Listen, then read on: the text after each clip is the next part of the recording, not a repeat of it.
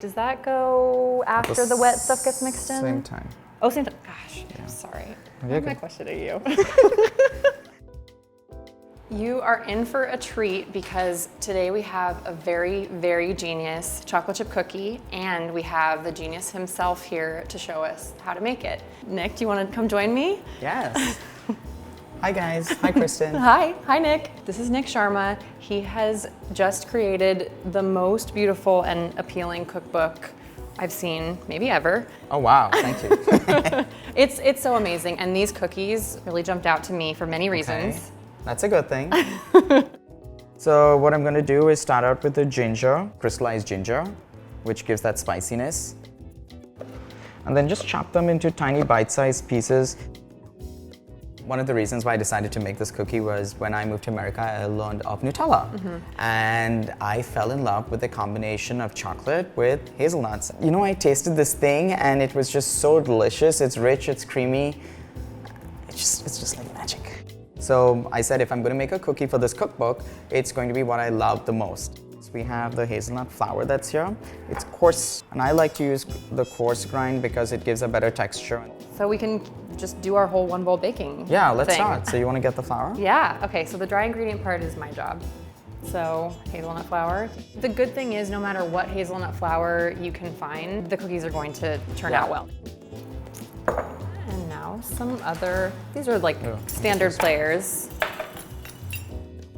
When you were developing this recipe, like how many times did you have to test it to get it to be how you wanted it? So I did everything in the book at least 4 times. Wow. Will you tell me when? Yeah. Okay, great. So I love this because I get frustrated when I need to come up with a certain amount of black pepper. I love that you're giving me permission to do this. Sure, I think that's good. Okay, great.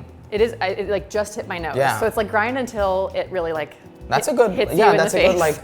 like sensory endpoint. Yeah. And then you just like whisk it up. Great. And I love that you also said if you want these really, really spicy, you can double the pepper, Yeah, right? I think that's the good thing about this recipe is if you want it really spicy, if you want it mild, just adjust amounts of the spices. We're gonna add the sugar. You can use any kind of brown sugar. I really like muscovado because it has a different, like a mineral taste to things. I think I need to give it a good whack to get it out. There it is. There you go. And I'm gonna melt some butter too. Yes. Should I do the egg? Go for it, yeah, while we wait for that to melt. Okay. I just need to lightly. And you beat that first just so it goes in more evenly, Yeah, right? and you can mix all the liquids together, so that's what I'm gonna do. We're using vanilla extract today. Oops, I mean, more the better. Yeah, Right? really, truly. We're like almost done. Yeah, it's just easy, it's fun. Yeah, just the shaping, that'll be fun too. Okay, so I can just drizzle this butter over. Yeah. Oh, thank you. Oh, Mix does the it need sugar, yeah. to be mixed in? Yeah, we need to mix the sugar in. Sugar, so yeah, all the solids and then liquids, you're yeah. right. We'll pretend like this is mixed in the whole time. Think that's well mixed enough? Sure, let me just get my hands in. Yeah.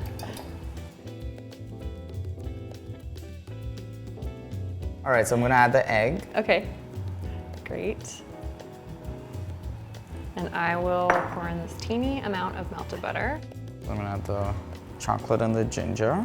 Wait, does that go after the wet stuff gets mixed in? Same time. Oh, same time. Gosh, I'm sorry. Why am I questioning you?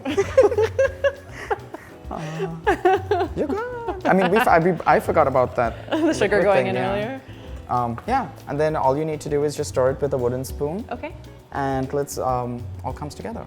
And it looks like it won't come together at first. You feel like there's no liquid in it. Don't add anything. It'll come together. And see, it's already just like getting wet. Yeah, there's just so much inherent moisture in all the ingredients. You really don't need to add very much. Yeah, just trust them. Trust me, trust them. Trust Nick, don't question Nick. This is like the fun arts and crafts feeling moment. I just need a little bit. And you can use whatever oil you want. Yeah. So Just don't use garlic oil because you don't want that aroma in the cookie. No. Okay, can you do the first one to show me? Yeah, so you just pick out maybe, I always like to say a generous tablespoon full of cookie dough, and then just shape it. But yeah, something like this. Yeah.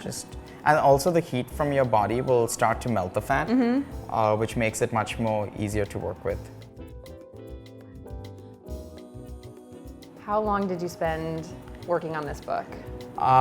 Okay, so I worked on this book for 2 years, from developing the recipes, coming up with the concepts for what I wanted in the book, photographing the book, styling the book, cooking the book, writing the book. 2 years, yeah. That's such a rare thing to do, not just the recipe development and the writing, but the photography and styling yourself. It was, but it was also like the fun part of the process because Yeah. that's how I started out in the business. I started out with a food blog, and even for the column that I write for the Chronicle, I write, photograph, test everything myself. I just need to brag because I think I'm nailing it with these. You're doing it really I'm well. doing exactly the shape that Yeah. you did, right? Yeah. Do you think? You're doing it well. You're doing it beautifully. Thanks. I really thought I was not going to be grabbing the same amounts, but It doesn't make a difference. Like if you make them smaller, you'll have probably twice the amount of cookies, which is a good thing.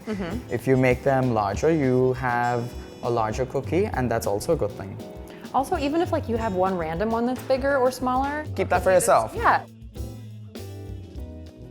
So now we need to put these in the freezer for a little while, and can you? Yeah, because the dough has time to sit and rest and absorb all the flavors, but it also gets a much crispier cookie at the end of the day. Okay, so now that these are frozen, we just need to spread them out a little bit more for Yeah. baking. I Right? find 2 inches to be enough. Great. So let's bake these. Yeah, come in from out of All right. Oh my gosh. Don't they smell good? They smell so amazing, and they look amazing. I love how as they're spreading, these like little, It cracks a little bit, yeah. yeah, the like fault lines of it kind of get exposed. The craters. Yes. Oh my gosh. Isn't it good? Like the textures, the like amazing familiar flavors, and then the kind of like surprising bits of ginger and spicy pepper. Okay, so here's your to-do list. Go buy Nik's beautiful book. And make the chocolate chip cookies, the recipe for which is available on food52.com, and it's also in my cookbook. And if you want more recipes like this, be sure to like and subscribe and tell all your friends. You'll be happy. Thank you.